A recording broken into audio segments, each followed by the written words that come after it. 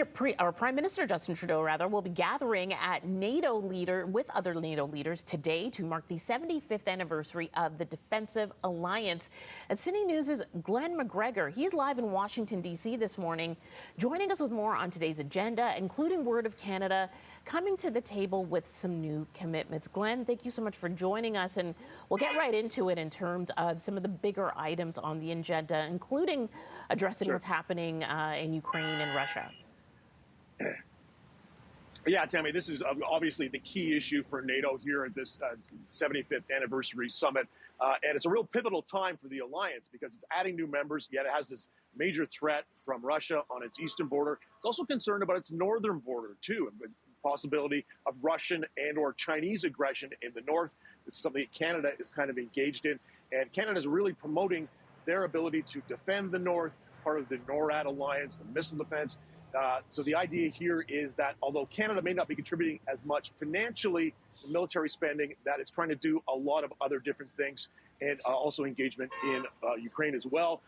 We're currently training troops in Poland and Latvia. We used to be in Ukraine, in Lviv, training there, but once the war started, it was determined too dangerous for Canadian troops there, so pulled out.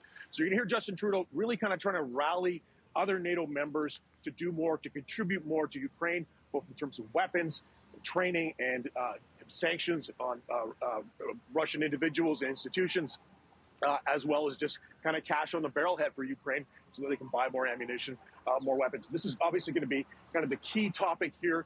And it's coming at pivotal time also because some of the NATO member countries aren't all that committed to the war in Ukraine. Some of them are a little bit apprehensive about sending more military aid.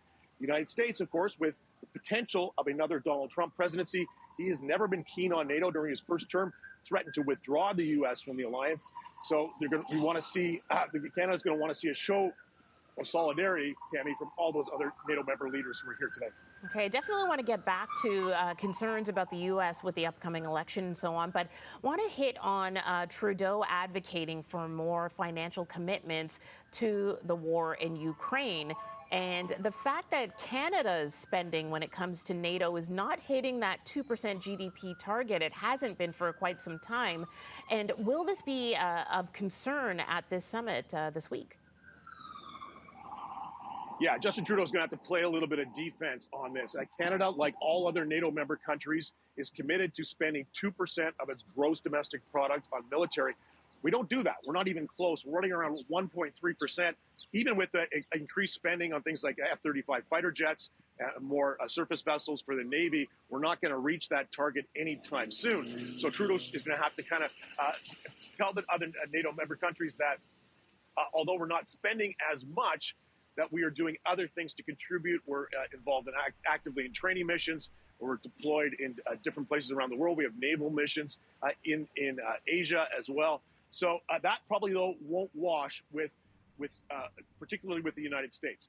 A lot of pressure on Canada to increase its defense spending coming from the U.S. We think that the Americans are probably going to confront Trudeau and his staff, maybe not publicly, but behind closed doors when the leaders all meet. And there's other countries as well that are not hitting that target, are going to be in the same situation.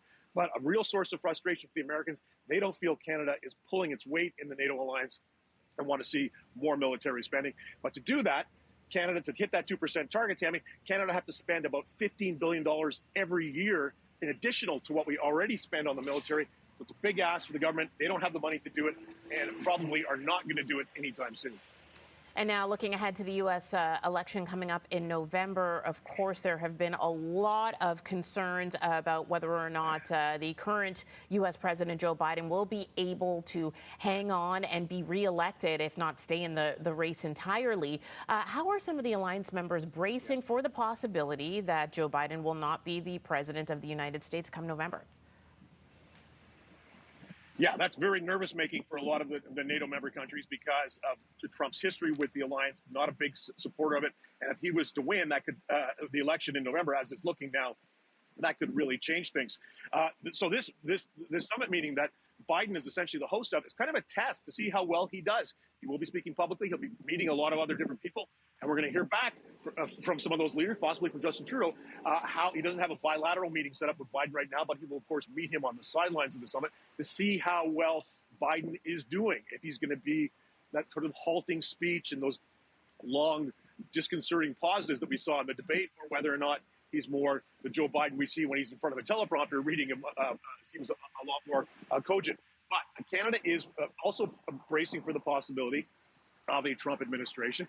Trudeau today has meetings with congressional leaders, both Democrats and Republicans, including Chuck Schumer, who's the majority leader in the Senate, and Mitch McConnell, the minority leader in the Senate, to try and talk about what Canada is doing on defense spending, but also talk about trade, too, because the real concern, if Trump gets in, we'll have a flashback to that first Trump administration where we had a lot of trade problems, a lot of trade disputes over things like steel and aluminum.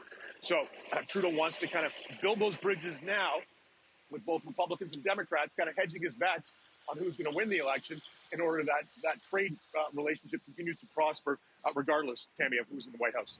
All right, our Parliament Hill reporter Glen Mcgregor live in Washington for the NATO summit this morning. Thank you so much for joining us, Glen. We appreciate it. Thanks, Tammie. All right, 9:08.